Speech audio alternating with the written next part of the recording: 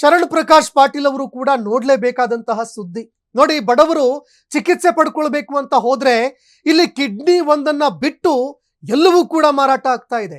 ಬಡವರ ರಕ್ತವನ್ನ ಹೀರುವಂತಹ ಕೆಲಸ ಅಧಿಕಾರಿಗಳು ಮಾಡ್ತಾ ಇದ್ದಾರೆ. ಬಡವರು, ಅದರಲ್ಲೂ ಮಧ್ಯಮ ವರ್ಗದವರು ಎಲ್ಲರೂ ಕೂಡ ಯೂರಾಲಜಿ ಏನಾದರೂ ಸಮಸ್ಯೆ ಇದ್ರೆ, ಕಿಡ್ನಿ ಸಮಸ್ಯೆ ಇದ್ರೆ ಇಲ್ಲಿಗೆ ಹೋದ್ರೆ ಕಡಿಮೆ ದುಡ್ಡಲ್ಲಿ ಚಿಕಿತ್ಸೆ ಸಿಗುತ್ತೆ ಅಂತ ಅಂದುಕೊಂಡಿರ್ತಾರೆ. ಆದ್ರೆ ಅವರನ್ನೇ ಸುಲಿಗೆ ಮಾಡುವಂತಹ ಕೆಲಸವನ್ನ ಅಧಿಕಾರಿಗಳು ಮಾಡ್ತಾ ಇದ್ದಾರೆ. ಸ್ವಾಯತ್ತ ಸಂಸ್ಥೆಯ ಸಾರಥಿ ಶಿವಲಿಂಗಯ್ಯ ಅವರೇ ವ್ಯವಸ್ಥಿತವಾಗಿ ಲೂಟಿ ಮಾಡ್ತಾ ಇದ್ದಾರೆ. ಹೊಸ ಕಟ್ಟಡ ಹೆಸರಲ್ಲಿ ಕೋಟಿ ಕೋಟಿ ಮಹಾ ಲೂಟಿ ಆಗ್ತಾ ಇದೆ. ಖ್ಯಾತ ಲ್ಯಾಬ್ನಲ್ಲಿ ಬ್ರಹ್ಮಾಂಡ ಭ್ರಷ್ಟಾಚಾರ ತಾಂಡವ ಮಾಡ್ತಾ ಇದೆ. ಆಡಿಟ್ನಲ್ಲಿ ಬಯಲಾಗಿದೆ ಲಂಚ ಬಾಕತನ, ಅದರ ಅಸಲಿ ಮುಖ ಬಯಲಾಗಿದೆ. ರೋಗಿಗಳಿಂದ ಫೋನ್ ಪೇ ಮೂಲಕವಾಗಿ ಹಣ ವಸೂಲಿ ಸುಲಿಗೆ ಮಾಡ್ತಾ ಇದ್ದಾರೆ. ಯುವತಿಯೊಬ್ಬಳ ಫೋನ್ ಪೇ ನಂಬರ್ಗೆ ರೋಗಿಗಳು ಹಣ ಸುಲಿಗೆ ಮಾಡಿಸ್ಕೊಂಡಿದ್ದಾರೆ, ಹಣ ಹಾಕಿಸ್ಕೊಂಡಿದ್ದಾರೆ.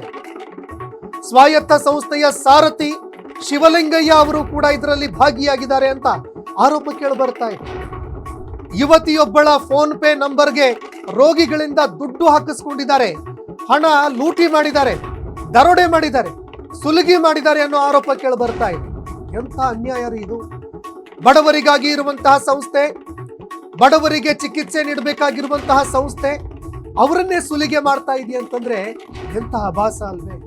ಬಡವರು ಚಿಕಿತ್ಸೆ ಸಿಗುತ್ತಪ್ಪ, ನಮಗೆ ನಾವು ದುಡ್ದಿರೋ ಜೀವಮಾನದ ದುಡ್ಡೆಲ್ಲ ಚಿಕಿತ್ಸೆಗೆ ಹೋಗ್ಬಿಡುತ್ತೀರಿ ಅಂತ ಇಲ್ಲಿಗೆ ಬರ್ತಾರೆ. ಆದ್ರೆ ಇದರಲ್ಲಿ ಯಾರು ಇದನ್ನೆಲ್ಲವನ್ನು ಕೂಡ ಕಾಪಾಡ್ಕೊಳ್ಬೇಕಾಗಿತ್ತು? ಶಿವಲಿಂಗಯ್ಯ ಅವರು, ಅವರ ಹೆಸರು ಕೂಡ ಕೇಳ್ಬರ್ತಾ ಇದೆ. ಅವರ ಮೇಲೆ ಆರೋಪ ಕೇಳ್ಬರ್ತಾ ಇದ್ದೀರಿ. ಏನ್ ಮಾಡ್ತಾ ಇದ್ದೀರಿ ಶಿವಲಿಂಗಯ್ಯ ಅವರೇ? ಸಿಎಂ ಅವರ ಗಮನಕ್ಕಿಲ್ವಾ ಇದು?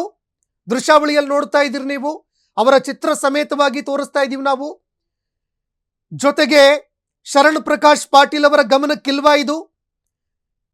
ಅದು ಕೂಡ ಬಡವರು ರೋಗಿಗಳು ಯಾರು ಬರ್ತಾ ಇದ್ದಾರೆ ಅವರಿಂದ ಫೋನ್ ಪೇ ಅಧಿಕೃತವಾಗಿ ಲೂಟಿ ಮಾಡ್ತಾ ಇದ್ದಾರೆ.